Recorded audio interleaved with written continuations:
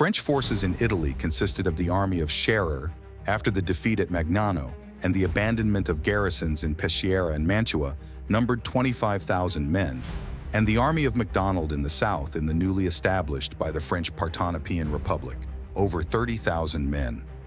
The Allies could move to the offensive no more than 52,000 men. The rest besieged Peschiera, Mantua, and other fortresses, guarding communications. Suvorov began the offensive on April 19th, waiting for the arrival of Russian forces under the command of Rosenberg. The movement of both armies was hampered by heavy rains, which washed out the roads. Schéer's march was particularly disorganized. The first Allied strike came at Brescia. The vanguard of Bagration, under the general command of Kray, approached the city, which was also threatened from the north by Vukasovich's column.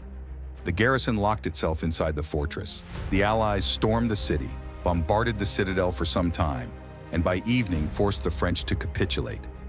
Casualties in the assault were light. This first victory encouraged the army. General Kray was then sent to Mantua to take command of all the troops besieging that important fortress. The movement of the Allies continued. Suvorov at first supposed that the retreating French would halt at the Oglio River, but Schérer, afraid of the bypass movement of the Allies and due to the poor condition of his troops, retreated behind the river Adda. During the march, because of the rain, soldiers of Melas stopped. Suvorov criticized the general. "I hear complains that the infantry got their feet wet. Such was the weather. This campaign is made for the service of the imperial emperor. Dry weather is for maidens, dandies, lazy men. Braggarts and egotists are now not needed for high service and cannot command. Operations must be carried out quickly and without the slightest loss of time, so as in no way to allow the enemy's forces to combine." On April 23rd, Bagration's vanguard engaged in a skirmish with the rearguard of Serurier at Palazzolo. The commander of the entire column, Shveikovsky, delayed. Suvorov criticized him because he should be with the entire column, approaching and not stopping, to enter the action immediately. Instead, he stopped and went there with a part. The next day, the Cossacks of Grekov and Denisov, pursuing the enemy, broke into Bergamo, taking both the city and the citadel, and more than 100 French prisoners. On April 25th, the Allied army reached the Adda River. Vukasovich and Rosenberg's Russians in front of Brivio in the north, Bagration's vanguard on the way to Lecco. Ott's and Zopf's divisions encamped at San Gervasio in front of Trezzo. Melas with Kames and Freilich's divisions at Treviglio in front of Cassano. At this time, a small detachment of Seckendorf occupied Crema, and the Hohenzollern forces besieged Pichigaton.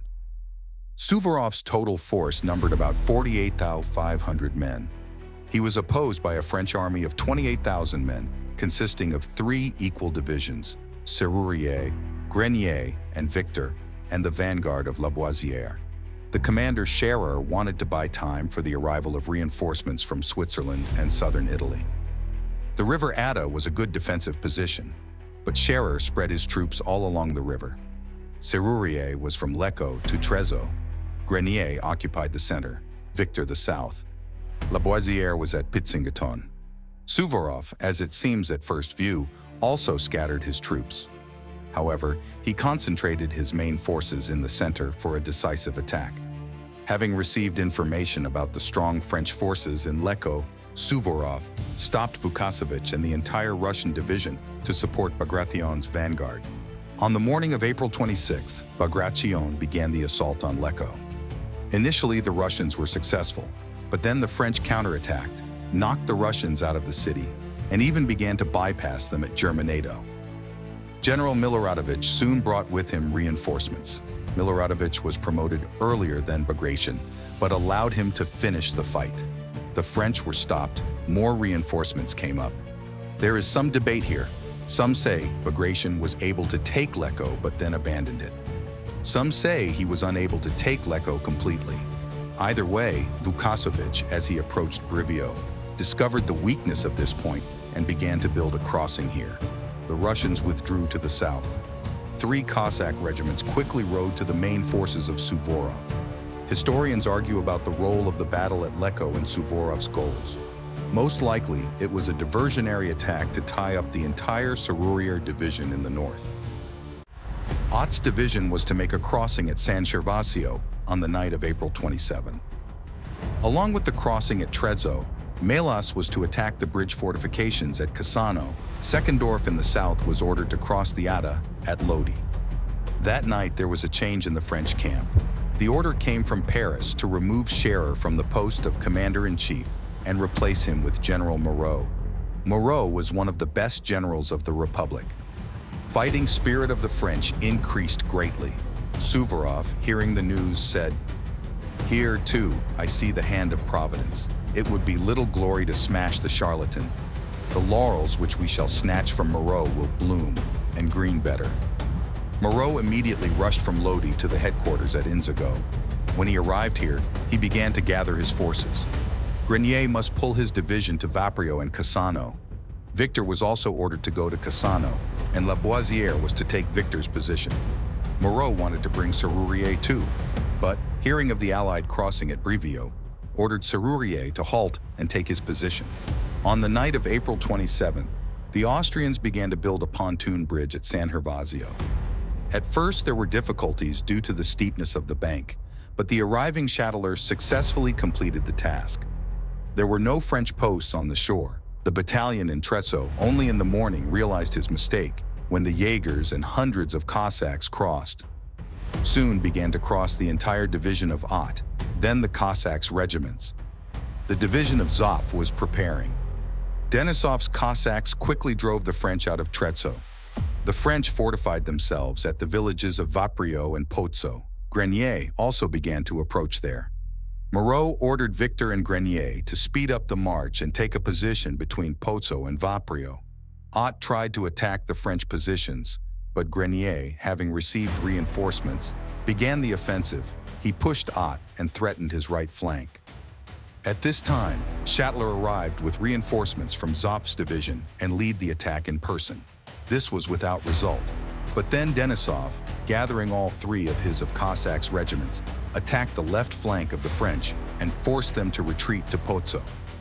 One regiment of reinforcements arrived from Milan, but the Cossacks quickly smashed it and pursued it all the way to Gorgonzola, taking a lot of prisoners. When the rest of Zopf's division approached, the Allies attacked. Both villages were taken. Finally, Moreau gave up hope of holding the position until Victor arrived and ordered Grenier to take a new position between Cassano and Inzago. Meanwhile, a small force of French were attacked by Melas's forces with such energy that many believe Suvorov was here, though it is more likely he was at Vaprio and Trezzo. The French, while fleeing, forgot to set fire to the bridge over the river.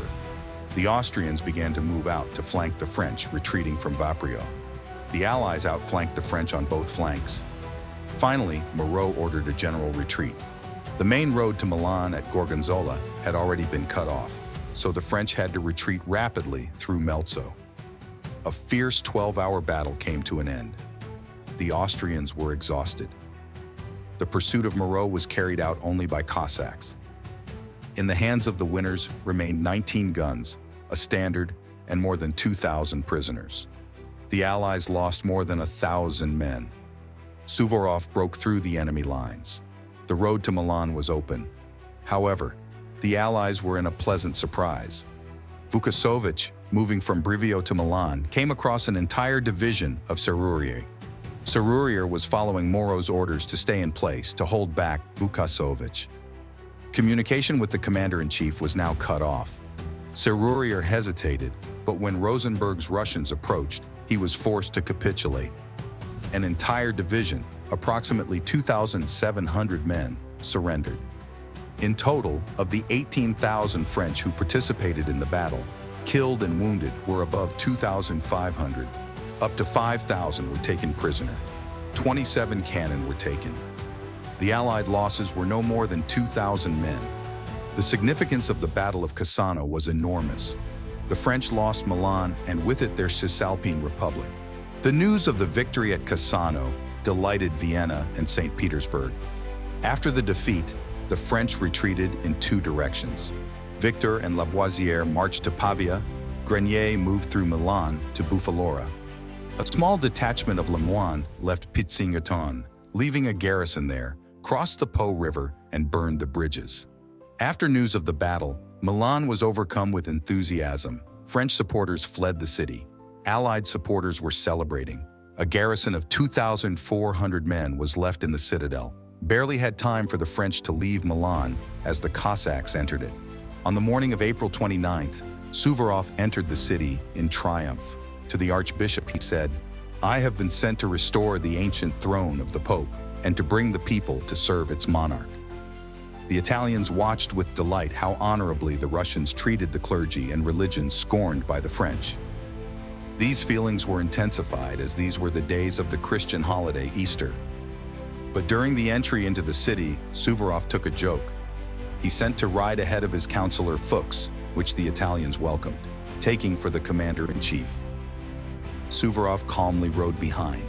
In Milan, Suvorov was presented to the captured officers and generals, including Schérer. Field Marshal returned him his sword. However, not in the nature of Suvorov was a long celebration. He soon began to think about new maneuvers. His first order upon entering Milan was the destruction of the Cisalpine Republic and the establishment of a provisional government until the final commands of the Vienna court. The administration of the region was transferred to Melas. He disarmed the National Guard, introduced Vienna coin, and other. Everywhere in Lombardy, the people rose up against the French. Only 2 weeks had passed since the arrival of Suvorov to the army. Now the whole situation in Italy had changed. The liberation of Piedmont was on the way.